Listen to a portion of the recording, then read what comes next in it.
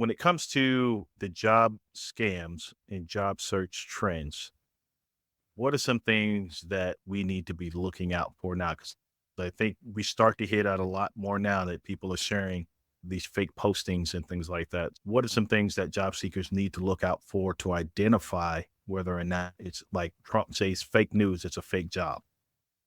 Yeah. Usually scammers are the first line of scams have started with being able to extort money from potential candidates and will they find it very easy to get these jobs.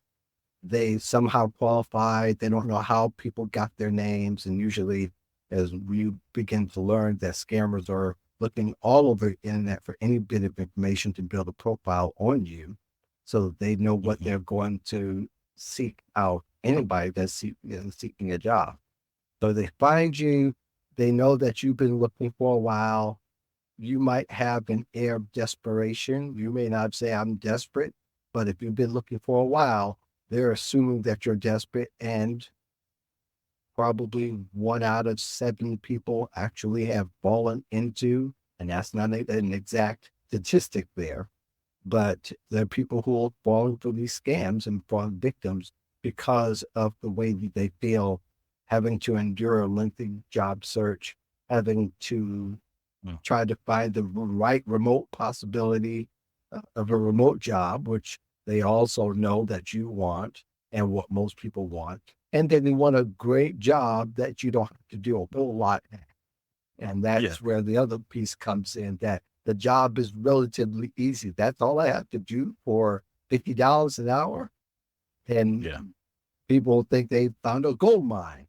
But even these scammers have become much more sophisticated and layered in their approach. They're much more thoughtful. So they've actually gone and even copied the site and made it close to the real thing. So let's say NVIDIA, which is a big tech company, is one of the biggest ones in the world. They actually, and this actually happened, where a job seeker was approached by a recruiter with somebody with who is actually in the company, the exact name and the exact department. Oh, Now, we can argue later, which I found out that person wasn't even recruiting for that position, which everybody should find out and have some intel on that. But they mentioned 2 names. You could find LinkedIn profiles on those names. So anybody look and say, oh, those are actual names. Okay. Until you do the other part, contact the person that actually, and they said who called you to say, hey, let's connect on LinkedIn. They don't respond. Now, right. not to say that everybody is on LinkedIn. It is a half a chance, but you do need some kind of verification. But scammers play on that. They play on your lack Mhm. of due diligence and they understand your behaviors better than you do. So most people would fall into it. They go through an interview and they would get good questions. The questions aren't bad. A lot of times they aren't weird, but sometimes you'll find in those transactions that something might be a little off. So when you feel that, you've got to stop. A lot of people say maybe that person's just quirky, or maybe since they said that this was a special situation they're hiring for, that's why you don't do a job posting. Or maybe the job was posted on Indeed or LinkedIn. Mm. People found those. You should check every avenue while you are in the process or before you start the process, rather. But anyway, people fall hook, line, and sinker. But then there's a caveat. So, oh, we need you to, we need your account so we can send you this check, but we're going to send it in a certain way. And it all ends up that you foot the bill for whatever they say it is, like sending you equipment. We just need you to pay for it. You just send us the receipt back and whatever the process is, but you end up putting the bill, you end up getting scammed out of money anywhere from 800 to $5,000 or more, and you've been scammed. Now, the first instinct most people should feel is that this is too good to be true, but then it gets weird. And most big companies, especially if you were to go to NVIDIA, you go to one of their pages, they'll tell you exactly what the hiring process is. Mhm. So that's why I say that people don't do their due diligence. They would have, that person would have saved themselves a lot of money. But instead, you wanted a job bad. And unfortunately, when But he contacted me, it was like too late because he was already in the middle of it, but he felt something was off. He saw that I was writing about it. And by the time we looked up everything, the person they said that they had the right name, but that wasn't that person. So all in it's all, to say, go ahead. no, I was gonna say it shocks me to think that at this stage in 2020, even from 2020, 1, 2, 3, 4, that Mhm. people would think that there are companies that wherever in the process have you send money in some form of fashion, whether it's say, hey, we do have an application fee. Now I see something where there are companies that say, hey, and they're leveraging it as a weeding out process for a sales role that they're willing, and it's a commission role. I think I've seen it on YouTube or something Mhm. where they're saying, hey, once you fill out this process, this application, submit $25. That's how we know you're serious. So if you complete that, and then the $25 is supposed to get donated to charity. But to think that a Right. company, the moment they're asking for any kind of financial transaction, well, that's the massive red flag. It just shocks me to think, Mark, that people today are still thinking that's part of the game, or But that's I the think process it's they have to but go through. but I think it's really, you got to ask yourself, if somebody contacts you, they say that they think that you're a great fit. Ask them Mhm. how. Ask them how do they know that?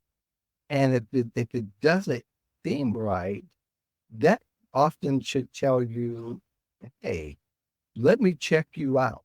And cameras, you've got to be very shrewd with them or with anybody that's contacted. It should And be a so red it's flag for funny you. because I'll get messages like on WhatsApp. Mhm. And of course, these people in wholly different countries saying, "Hey, this is what it is," and I like to engage the conversation to see how far Mhm. it'll go.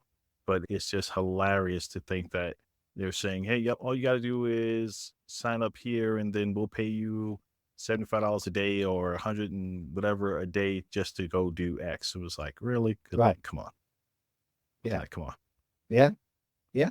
And I think that, Wh- and the other side of that is that employers are being more careful Mm, in applicants.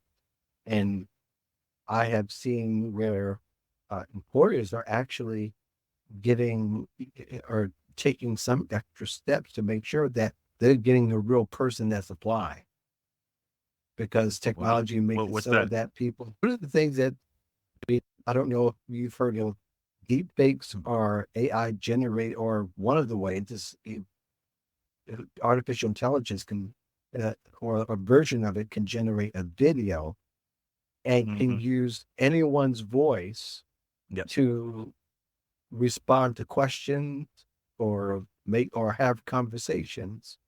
And they didn't switch to having to, and some people ended up being hired. There's a case in Japan, I believe, where an employee thought he was talking to another employee across the way. They said, hey, we just need some information, blah, blah, blah. And whatever their process was, it ended up costing the company $25 million just because this employee thought that he was talking to a real person. Yeah, there's many layers to scams. It's not just job seekers getting fooled. It's companies that are also getting scammed in different ways. And that's why we need to make sure that this is a real person. And there's going to be even more reaction as the scams become even more sophisticated.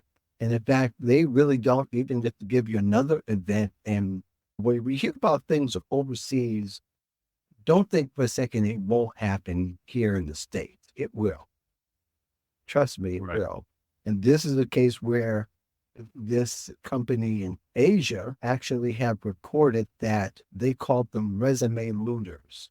And what they were able to do, they were able to hack the job portals of 7 or so job portal companies.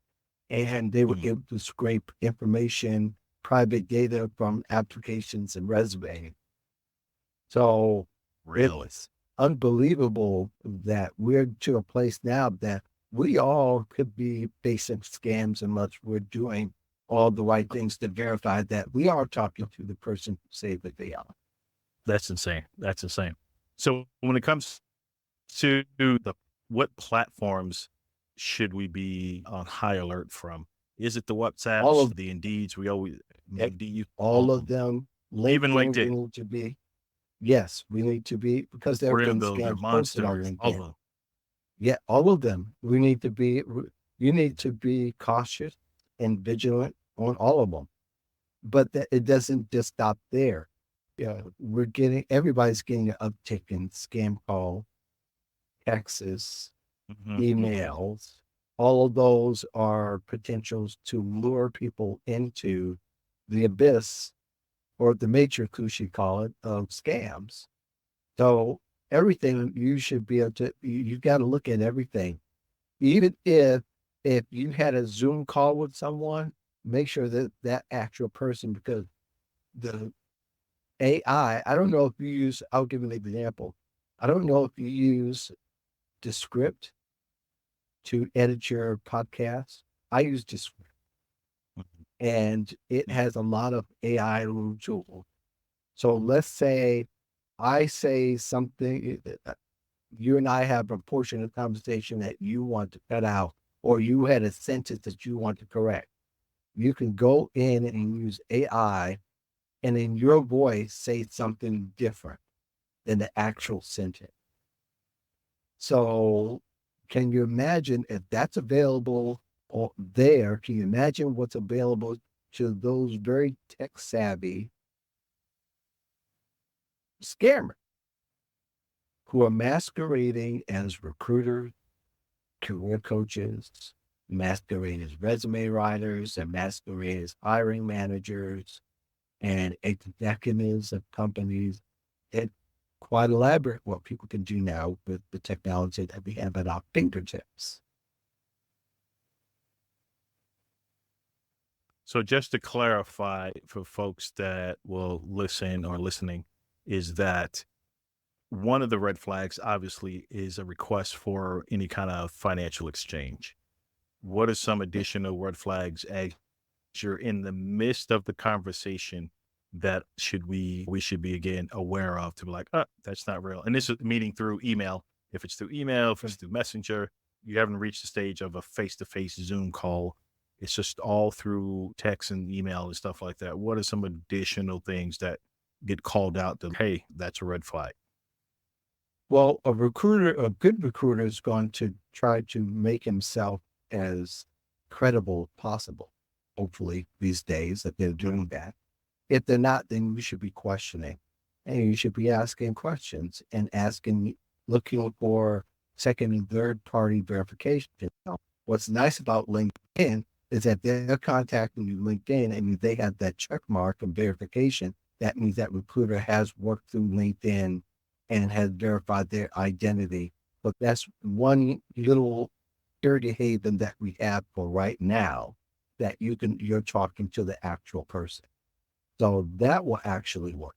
If you don't have that, then you should call the company, see if they're actually recruiting. Don't ask the person for that number one, or you can ask, but don't call the number Mhm. they gave you. Make sure it matches the one the company had, and make sure the company's actually recruiting for that particular position.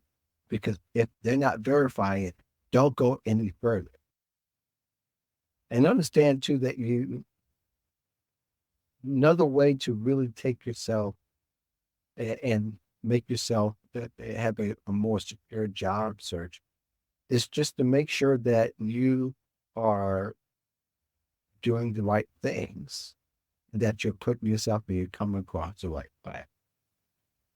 You don't want to misrepresent because these days, because people will take advantage of your lack of knowledge that people can see through very often.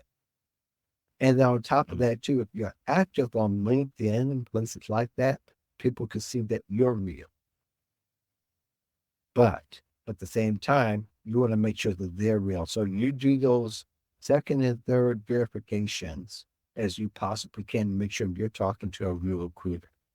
When you see a job posting and you see a job Got description, you might have a question about, look through LinkedIn and verify the recruiter that actually, a lot of times recruiters are posting those same jobs that are already up on the job board. Not always, but a lot of times they are. Mhm. And they can give you more information about that, as you well know. But the recruiters are also having to make sure that they're contacting the real person if they see a candidate that they like. So if you have partial information in your LinkedIn profile, you don't want to look like the scammers, because that's what the scammers are doing. They're making out partial profiles, they're posting stock photos on there, and you can almost tell it is by looking at them and thinking that they're Yeah. a real person. But then after, when the scam's done, they've already got your money. Those profiles are gone. So there's a lot of ways that people need to be careful, but definitely you have to scrutinize everything.